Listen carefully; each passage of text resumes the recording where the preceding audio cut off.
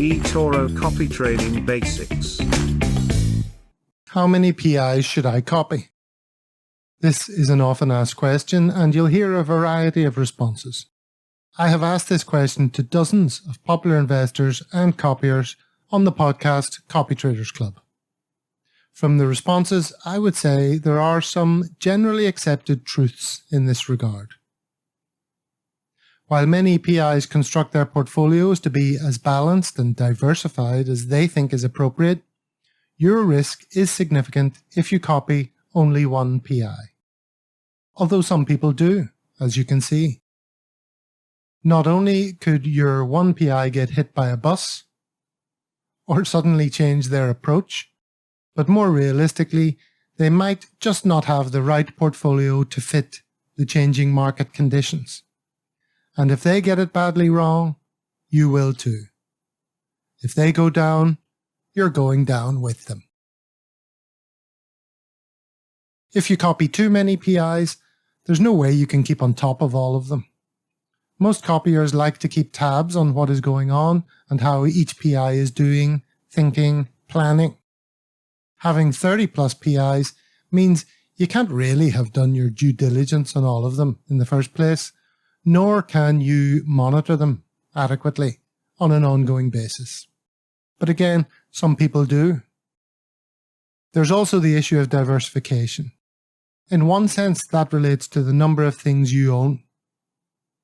Copy one PI and there might be too few things, with all your risk concentrated in a small number of businesses.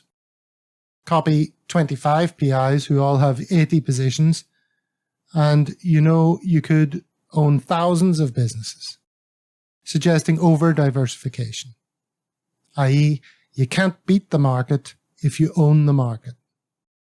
Most opinions I've heard have said somewhere between 4 and 10 is about right. Note that J Nemesis expressed the view on the podcast that copiers should do whatever makes them happy. There are no hard and fast rules. Whatever makes them happy and, crucially, keeps them invested. That's the most important thing. It's hard to argue with that. So feel free to take all of this with a pinch of salt. Ultimately, it is your choice. Assuming you are in the 4 to 10 category, do you simply pick those with the best record over the last X number of months or years? One problem with that is that those people are likely to be pretty similar in investing style, and often even in their portfolio. Many people believe it's wise to mix and match a few PIs that are doing some different things, rather than picking 6 PIs who are all taking high risk in the quest for high returns, exclusively on growth stocks, as many copiers have done in the recent past, and perhaps regret. You might want to insert a few who are doing something different, such as PIs who have a diversity of asset classes to withstand different market movements, forex traders, value investors, volatility traders, long-short traders.